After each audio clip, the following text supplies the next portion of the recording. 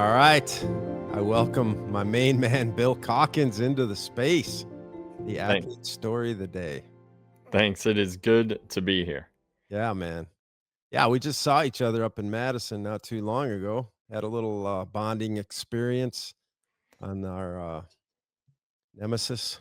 That's such a good race. I mean, really, the support and having just so many people from C26 around and yeah, having you up there, it was a blast. So I put my banners up in honor. Yeah, I see that. Look at the banners, the Wisconsin banners. You got the C26 hat on or over there. And yeah, man. So you've done it twice. You're getting to be a veteran up here in the Midwest. You're a Midwestern guy anyway. And Born and raised. yeah, you're gonna be, I mean, you're kind of in your element here. One of the first things I mentioned in the notes was that we're gonna talk kind of about your professional life and some of your passions and stuff like that. And really, I'm not exactly sure what you do. I mean, you send me videos and stuff like that. I feel like I see you in arboretums and walking around and having fun. And like, I think you're a comedian or something, like a plant comedian, maybe. I don't know about that, but, yeah, been working in, commercial greenhouse industry for more than 20 years on the communication side, so a magazine editor, do videos, do podcasts. I don't have 880 like you guys do, but I'm over 200 now, and, Yeah. yeah, I do our best our company does our best to educate our customers who are commercial greenhouse growers around the world. Yeah. And that can, I guess that's anything, right? You cover the gamut in the greenhouse world. Yeah, pretty much all the plants you'd plant in your own home garden, annuals, perennials, poinsettias, mums, all the Yeah. hanging baskets. Yeah, I mean, I've seen you walking around some pretty, intense greenhouses in your day. You Yeah. know all those stuff. I mean, you know all the plants. Is that what you're telling me? So if anybody's got any plant questions, put your, email in the, What do they say? The cobbler's kids wear no shoes. No, I know a lot about plants, but I'm not going to solve landscape problems unless they're right here in Cleveland, Ohio. Okay, that's fair enough, fair enough. You do a little travel, and you're one of, the best at figuring out the hotel training. I actually like it. Like Yeah, having a gym at your fingertips is kind of cool, and they're all different. Oh, you can find something to do in any hotel gym. But yeah, some are better than others. I was just at a hotel that had a 25-yard lap pool. yeah, That was that's pretty cool. I was gonna say, I feel like every once in a while I get a notice like, "Geez, this hotel has a 100-meter indoor lap pool or Yeah, it outdoor." has a sauna. Like, go figure. But some of them, I mean, you're on a rickety treadmill or a terrible bike that doesn't isn't even plugged in at that point. You're just kind of riding and Yeah, yeah. That's kind of those, rocky moments when you kinda just put the hoodie on and you're the only one in there and nobody in that hotel's even thinking about working out, yep, but you're down there just grinding it, yep. grinding. Gotta keep moving. Gets you up and going. Yeah, so, you got other passions, I know, you like to, watch the Guardians, and, as we speak, my Brewers are down 3 zip. It's looking rough. It's not Game's looking tonight, good. so I'll Yeah, be watching. I'm cheering for I just put $100 on, a sweep, uh, 'cause 'em. I bet, 1,000,000 to 1. No, I don't know what it is, but, anything else that you like? Yeah, I mean, you're just like, you're a guy that fills the space with motion, I feel like. Yeah, I mean, I do not do well with free time, I never have. It's the old idle hands thing mom always used to say, right? I'm not good with free time, but I also yeah, I try to I think, everything in life is a story, so I like to learn what's going on with people and try different things, and that's kinda how I got into triathlon, I guess. Yeah, that's true. And, speaking of which, when did you get into triathlon? And, maybe a story about your first experience or Sure. something? Oh, yeah, I vividly remember it. It was, 2018. Mhm. Um, well, I'll dial it back real quick. In 2017, my daughter was in 4th grade and had to run or chose to run a 5K with this program called Girls on the Run, which was all about like empowering little girls. And it was a great program. And so she asked me if I would run this practice 5K with her. And I told my wife that I might die, like literally dial 911 because I'm probably not gonna make it a mile. Wasn't in the best of shape, let's just say. And so I started running a little bit to get ready for that. Did the practice 5K. It was rough. Um, Started swimming a little bit, which has always been my passion. And then, so I was running a little bit and swimming a little bit. And my dad, who was a triathlete, in the 80s and 90s. So when I was in like middle school and That's high right. school, my dad was doing triathlons, and I told him that I was running and swimming, and he was like, "Well, get on a bike. You'd probably be good at triathlons." So I did, got on the YMCA bike and did my first race, sprint triathlon, Vermilion, Ohio, in 2018. Got third in my age group. Was hooked. There it is. Absolutely hooked. How old were you then again? Oh, so it was like 8 years, 40, 41. Okay. So yeah, got a little late start, but you must have been swimming. When you say it was your passion, what do you mean by that? Well, I grew up swimming, so I swam competitively from age 5 till my senior year of high school. Yeah. Yeah, And you like swimming, I'll tell you that much. yeah, that was my sport. I played some soccer and stuff. I'll play any sport, but competitively, swimming was definitely that was my sport. Yeah. And you laid it down at Wisconsin this year. Congratulations. Good job on that. 101. Yeah, Someday buddy. I'll break an hour. Yeah. I needed to not be a two loop. I need to not run into people. Yeah. Yeah. If that was a single loop, I think I could break an hour. I think I could too if it was. Then they'll all pass me. Yeah. I Well, mean, then they'll all pass me, including you on the bike. So yeah, well, yeah, the bike, I guess, has, because you're, uh, I mean, you say that about the 5K, but you've become a really passionate natural runner as well. yeah, I kind of regret not running more when I was younger. But Well, you did in soccer. as a swimmer, you're not a runner. Like it's by default. Like, oh, it's Bill. He's a swimmer. Period. So I don't think I ran a mile until I was 40. Well, Honestly. but you played soccer, you said, a little bit, or Yeah. I mean, Yeah. that translates, I feel like, Yeah. But I because was I a used to goalie. oh, you're a goalie. Well, there But you yeah, go. I love running. Now I would say, I mean, swimming is still my absolute favorite. I'm the happiest in the water, but running's pretty darn close. Yeah. Yeah, I mean, you'll drop, at the drop of a dime, you'll be out running the trail or something like that. I was just bored. Well, it's trail running season right now. I mean, it's 50 degrees and sunny. This is primo trail running season. Yeah. Oh, I'm sure you've already got one in today. Yeah. No, swam this morning. Oh, you swam this Ran yesterday because you're making me run an hour and a half tomorrow, so I gotta rest up. like, that's a big deal for you. Uh, so, I mean, we've kind of been talking about this and what you love about the sport. Obviously, you love swimming, you love running, and you like I think you like the challenge of, pulling together the bike, but I also think that you like it, just in general, and, I think I mean, to me, it's important that we put in that you're pretty flexible and you like to, I mean, like you're the first guy really that basically said, "Hey, I've been running a lot. I love to run, but I'm taking this day to be on the elliptical." And I Mhm. think I think of you as the elliptical. In fact, I have an elliptical coming to the house, and I think it's in no small part to your love for it and your belief in it. Well, it's funny, and yeah, the elliptical is kind of I don't know, people look down on the elliptical, and if you Google, which I have, like value of elliptical in triathlon training, there's not a lot of positives on it. But to me, it's all about the bonus miles that are like almost no impact. Like you're doing the same movement, um, you're just have 0 impact, and it doesn't take away from, like, a run you'll have the next day. Like, I was just saying, I was joking, you got me running an hour and a half tomorrow, which is a decent, I mean, that's a long run, but if I jump on the elliptical tonight and do, 45 minutes, I won't even notice that tomorrow. So, I think it's just doing a little bit extra, and if I'm gonna sit and scroll YouTube videos tonight anyways, might as well do it on the elliptical. Yeah. Yeah, that's the other thing you do really well is, like, you're real active with, your passivity. Mhm.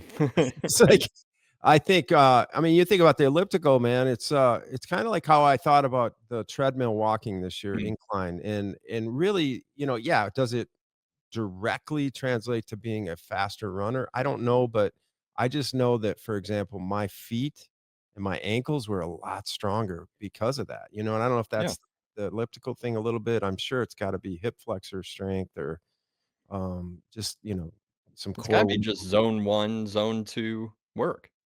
Yeah. I mean, you can work up a sweat, which is good. Um, and I don't know that I could do I don't think I could run every day. I mean, last fall when we were training for that 100K, I mean, getting up into like the 50 to 60-mile weeks, Uh-huh. I don't know that for me, I mean, I'm almost 50 at my age is a sustainable thing. Like, I don't know that I could run every day. I think my knees would be killing me, but I could do Mm, the elliptical to take some of that burden off. yeah. Yeah, Kind of the beauty of triathlon, you've got this question on here, what do you love about the sport? I love that it's different sports within one mhm, because yeah, I would either get bored or injured doing the same thing day after day after day. yeah. Yeah, I mean, the nature of the sport is a cross training. And then, like I always used to say is, like, I like to train the cross train, Hmm, and that's what you're talking about, and I right. think that's just a beautiful thing. And yeah, you can this is one thing as a guy who's 60-ish, maybe a little more even. I think about that because, yeah, could you run every day? Yeah, you're 50, yeah, but does that translate into you running when you're in your 70s? Yeah. You know what I mean? It's like you have to look at the long game, and I think you're just taking a really smart look at the long game. I mean, That's obvious. what it's about. Like, I'm not, I always joke with people, like, I'm not qualifying for the Olympics next year. That's not the goal. Like, my goal is to be I don't know, when I was 45, I said my goal is to be the healthiest 60-year-old on the planet, and you can't start that at 58. You know what I mean? Yeah, Like, you've got it that's a long building process, and means well, what do you guys always say? Best ability is availability. I think yeah, that's so true, and I think just mixing it up keeps it engaging and keeps you healthy. yeah. No, I think, yeah, I mean, sometimes the biggest cliches are the most important things. It's Well, they're cliches for a reason, I believe that. exactly. Yeah. So, I mean, you love everything about it, but you must have some challenges, right, in there? Or, Yeah. some things you got a lot going on, right? Yeah, I think the challenges are, it's kinda like when you're in a job interview and they're like, "What are your weaknesses?" And you're like, "Well, I work too hard." Some of the challenges are just not going too hard, are not, is remembering that you gotta do it again tomorrow, or you get to do it again tomorrow. You don't have to. Mhm. Um, so I think for me, I think 2 years ago, I identified my biggest challenge was recovery, and it was really sleep. And I used to be able to get away with 5 hours of sleep for years, years and years and years, 5, 6 hours max, I was fine, but that started to not work for me, so I really started focusing on recovery, and that is all sorts of different things from what you're eating, how you sleep, how you I don't know, it helps having a coach that because you can plan what makes sense for me in terms of load. But to me, that's the biggest challenge was the recovery, and it's not that I'm out there doing 30-hour weeks, that's not but even at 12-hour weeks, there's still recovery that needs to be done. So I think that's a big challenge that I've been working on a lot and doing much better at, and it's helping. Um, Getting better on the bike. Like, Mhm. I used to have on my last car, I had a swimming sticker and a running sticker. And then a triathlon, like at the Cleveland Triathlon Club license plate cover, and someone's like, "Why don't you have a cycling sticker?" I'm like, "'Cause I'm not any good at it. Because I can't put a sticker on my car of something I don't like and I'm not good at." So, learning how to love the bike is a challenge too. And then I think the guilt of training when other things are going on, like, I have a wife and 2 teenage daughters and a job, and that could if I'm not careful, that can take up all my time and not leave any time for myself, or my training can cut into that time, which is probably, you know, more important. So definitely more important. Yeah. Yeah, I think that, yeah, you're definitely, a good example of somebody who can kinda ride the wave of things, and, and we kinda have this thing, it's almost like we talk about sometimes, when you put in a workout and there's power ranges.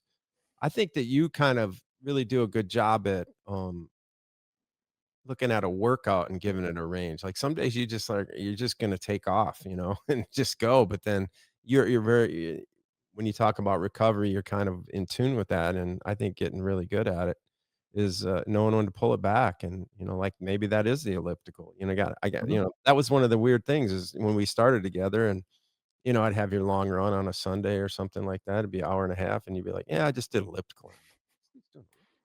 Oh, Yeah. okay. So but then it was like, then you bounce back and maybe take the Tuesday or the Wednesday run a little longer or something like that, Yeah.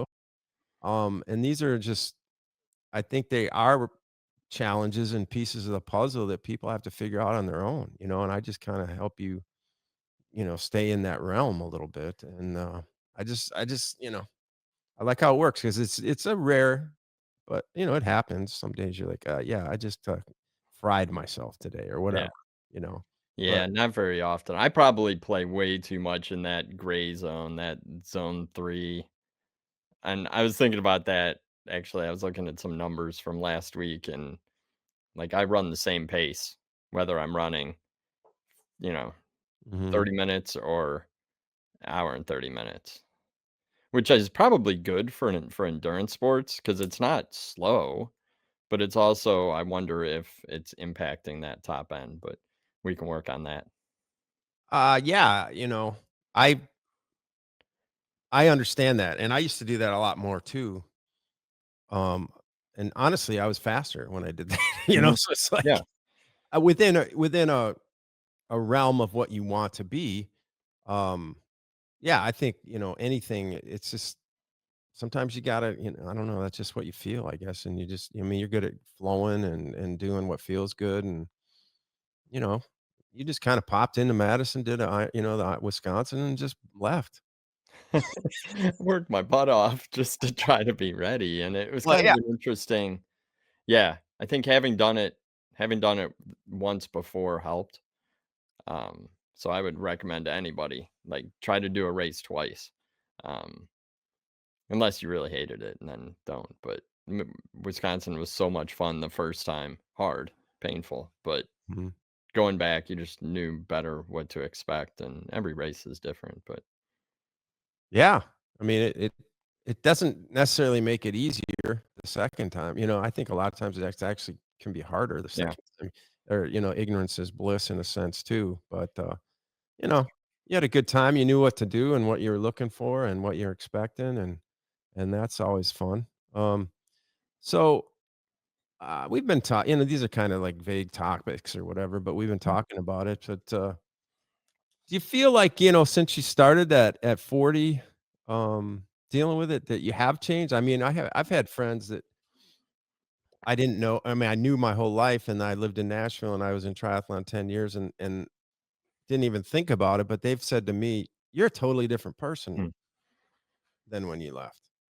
yeah, I would think a lot of people have told me that. My wife would probably agree.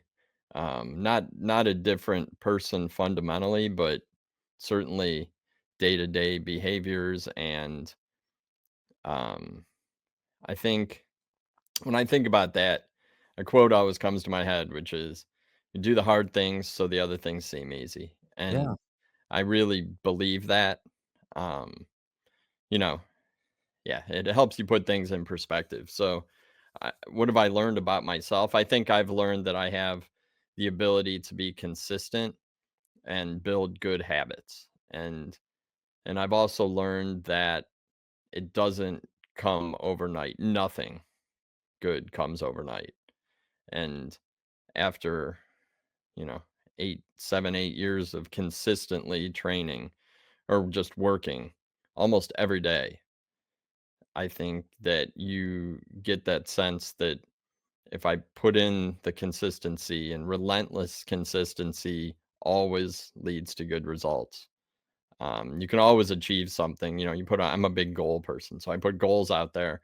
And if you Mhm. just hammer and chip away every single day, you'll get there. And triathlon is like the perfect example of that for me. Yeah.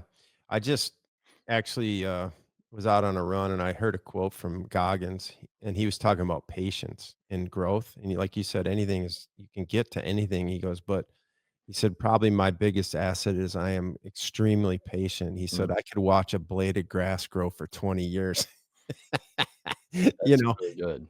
I mean, the dude's got so many unbelievable quotes like that, but that's exactly what you're talking I think that is what we lose, and that's what I meant by when I looked at my friend, I said, "What do you mean I've changed?" He goes, "You're just totally different." And it's just kind of a gradual thing that you don't recognize, but I think it's absolutely true. I mean, you're just I don't know if you were like this when you're 40, but now I feel like I'd be like, "Let's do this." And you'd be like, "I'm game." I don't know, it's just that game. I'm game for whatever a lot more, and that can be in work or life or whatever. And with that, I think what leads to that is confidence, and you build confidence by achieving little goals. And that's I don't know. That's something I always try to tell my kids. Like, you're not none of us are going to change the world overnight, but the little things that you do really add up. Yeah. Yeah. And they're just kind of almost, subconscious in a way, so you're not aware of them, I guess, all the time. Yep. Agreed. Do you, alright, let's get into what's going on with you, in the short term and maybe a little bit of the long term, Yeah. 'cause you did 100K this year. Yeah, I think I figured out this calendar that works for me. Mhm. Um and if we start like starting in January, like January I have like swim events. In January and February, whether it's swim meets or like our local Cleveland Triathlon Club has a big swim. So I really spend a lot of time, and I love going to the pool in the winter. I mean, growing up a swimmer, like winter was swim season, and I like going to the pool in the winter. You So are blessed. what's that? You're blessed, man. I know. So many people be And like, blessed to have a pool 15 minutes away, a good pool. "Yeah." But so in January, I like to swim. In February, start folding in the other stuff so that May would be first race. And it really is nice to have American Triple T here in Ohio, which is Mm, really one of the only ultra triathlon events around, certainly in the Midwest. So that's a cool event. I would recommend that to anybody who's within driving distance of Central Ohio.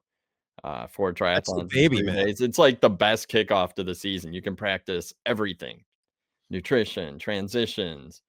You're riding a hard course over and over and over, and it pulls you through the winter, keeps you honest in the winter because nobody's gonna show up for that event not fit because you'll die. Um, No, I love getting texts from you, like, the whole time. You're just from 4 days. I've got, like, it's 4 days cool. of updates popping in on me, and you go, "That went good. Swim went great. Now I'm gonna get a little rest. I got another race this afternoon." I know it's intense. But it's a cool community of people because like you're all in it, and you know that you're gonna have ups and downs, and yeah, that's a cool one. Uh, then I do not race in June. I mean, school ends. My wife's a teacher. I got 2 kids in school, so June tends to be family vacation kinda month, and then July, we ramp up. We've got 70.3 Ohio. Beginning of July, we have a local tri club event that's kind of a choose your distance. I've been doing a little bit between a half and a full Ironman distance on Friday before 4th of July weekend. So Ohio 70.3, and then Uh, August, we have a local Olympic that's awesome. We have a really good triathlon community and training opportunities in Cleveland, Ohio, believe it or not. Nobody realizes that outside of the city. Yeah. And then we'll do something in September or October, something long, either a long trail race or an Ironman. Uh-huh. That's a good time of year for me. Get that training in through the summer. And then trail season starts as soon as that's over, so I gotta do some long I'll probably do another 100K in next year. And then here, I'll throw this one at you since All you're right. my coach. Thinking about doing a Spartan in May. My Okay. daughter really wants to do a Spartan. She graduates this year from high school, and she's Spartan races on her bucket list, and, uh, so and there's Is one in Ohio, so okay. Now, is that what Amelia Boone does? Have we talked? I Okay. think so, yeah. So, yeah, then you know the game plan is always train at the worst time of the Worst day. time of the day. Yeah. And of course, being, looking at the different distances, there's one that's like it's like the beast or something. It's like, I don't know, 20K total run or something, 20-mile total distance with 20 obstacles or something. I don't know. That one's the one that's calling to me. Okay. But I think I'm gonna have to get really strong to do this, and I don't know that. Yeah, we'll see. Uh, Guess that gets to it. Gotta do the fun, different, crazy things. yeah, it's like army crawling and all kinds of things. Yeah, throwing a Okay. javelin or something. I don't know. We'll figure it out. All right. I have faith in you, man. I definitely have faith in you. Yeah, 'cause, I guess the first time we met was the last Wisconsin, right? Yeah, In and the yeah, face lobby. to face. Yeah, and, you were, suggesting a podcast for me, I believe is what the situation was, and we really don't Yeah, have I those. actually was holding your phone to show you that sleep podcast, Oh, the po yeah, the sleep Northwoods podcast. Baseball. Yeah, here he is, the introduction, Yeah, the sleep, baseball podcast, mhm. which saved my weekend because I was really struggling with sleep, and you're like, "Hey, let me show you this," and then you saw my podcast feed, and you're like, "Holy shit, we got the same We had a lot in interests common. there." So, yeah, we talk a lot about different podcasts and things like that, and, we like to go to places. We Yeah, I like think getting history. we live in a crazy time and a crazy society, and, learning learning why things work the way they do helps you avoid some of the danger. Yeah, but, I gotta say, you're one of the best at just shutting it off and going into the woods, man, and we talk about that kinda stuff all the time, man. It's like getting this, it really is true, and we talk about this, is that there's that shit the stuff that's going on in the world is as crazy as you wanna let it make you, Right. because I just ran around this lake, and I didn't think about one I mean, like, nothing and you're in the woods a lot or, doing whatever you're doing and just picking and choosing what goes in your brain, and, I think it's just like, people push this stuff, and, we have to be able to figure it out and shut it off. Yeah, and really the only thing I always think the only thing I have control over is myself and 2 dependent children at the moment. I used to say my family, and my wife's like, "You don't have control over me." I'm like, "Yeah, that's a really good Of point." course not. I'm under control, but, no, I think that, yeah, the more you can, uh, I guess, engage with nature and disconnect from all the crap, the better you are, it goes back to, what did triathlon do for me? It gave me something that I actually have a little bit of control over. It's like Mhm, that old thing about making your bed every morning because, all of us you've started your day with something you have complete control over. mm, Um, and that I think is good and healthy and I don't know, keeps me grounded. But I yeah. haven't yet moved to up to the into northern Wisconsin to a lake yet to escape things. I'm still in the suburbs, but maybe one of these days. Well, I mean, but you do hard things all the time, and it probably doesn't always feel hard, but, that's what I mean by, we always talk about not you and I necessarily, but just people in general talk about how, hey, quote unquote, the world's getting soft or whatever, like somebody can make a post and it can just ruin somebody's day, and it's just and it's most likely a lie or some bullshit or something like that. And I'm kind of like, that's really what's going to stop you from living today. It's crazy. Absolutely crazy. We Yeah. need to yeah, we gotta defend ourselves from that stuff, and, um, Well, yeah, as and a it goes journalist, back to getting little wins, little pieces of positivity and, understanding how lucky we are to, be able to hop up from the desk and go run 3, 4, 5 miles in the woods, breathe fresh air. I mean, come on, like, we are lucky to be able to do that, so it's yeah. like a reminder for why you keep doing it. so that you can. Yeah. And hopefully on your end, you're not putting out, doom and gloom about petunias or, like, No, plants. You plants make everybody happy. Nothing exactly. more natural than a plant. Right. Yeah, That's so true, man. We are nature, yeah, you which is know? why, I mean, I'm lucky that my job does surround me with, uh, good natural things and people that care about it. So I sometimes feel like maybe I am an ignorance is bliss kind of person, but I also am not surrounded by negativity on a daily basis, so Yeah, I mean, well, kinda going back to that Goggins quote, it's like, these are people you're around who really appreciate the evolution of living plants and mhm, nature and things like there's something beautiful about that yeah, and understanding that innately that maybe translates into how you would approach life, you yeah, see I things think so, differently. Yeah, you think so. literally see things differently, I believe, probably around that environment. I hope so. I mean, you're running in the woods, you're looking at what's going Mhm. on around. Oh, yeah. Sometimes that happens to me. I get this crazy, overwhelming feeling about nature. It happened to me when I went to Wisconsin this year. I got there early and I walked up on top of the helix and looked over the water, Yeah, and they had all those seagulls. They were kind of hanging out on those little ramp below me, and I was looking at the water, and there's just seagulls everywhere, and they're kind of landing around me and shit. And I'm like, that's just like life, man. yeah. They're just like sitting there, and then every once in a while they'd get up and fly away and go into the water. It was just wild, and it was like really overwhelming. Beats I the just heck out can't. of scrolling Instagram and looking at fake stories.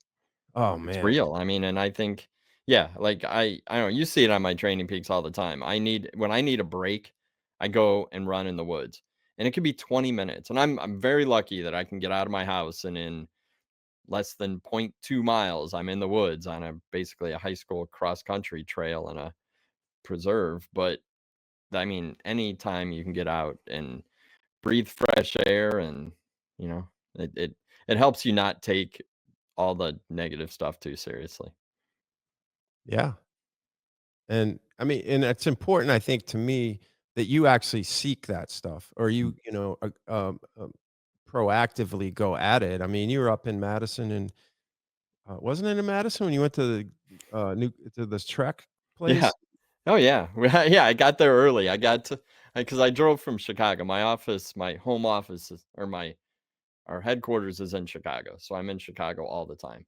And, so I was there for work that week, and then I just drove up to Madison and was gonna meet Robbie and the group at the Trek factory, and I got there, I was like 35, 40 minutes early. And so I just, as I was driving to like right across the parking lot from the factory, it was like I was like I don't know if it was a state park or a city park. It was just a park. And so I was like, oh, well, this is perfect. I can just go walk in the woods and let's do a podcast or something. And I was the only car in that parking lot. And I started walking, and there I was in kind of Indian burial mounds, like 20 of them in a row. And I Wow, thought that was really cool. And they had signs explaining, of course, that they didn't know who made them or when, which is pretty classic. Yeah, right. could have been made anytime in these 5,000 year period. Like, oh, okay, so we have no idea who built these or why, but they're there. Yeah, it was. I don't know. Anytime I get an opportunity to go and check out something like that, I will. But I just stumbled across that one. Yeah, well, I mean, it's just refreshing, because you sent a picture, and I'm like, this is the kind of stuff, a guy likes to see, Yeah, a coach wants to see. It's like, hey, you're out there doing that, and it's not some negative crap. nah, That's not you. nah. Got to stay away from that stuff. All right, man.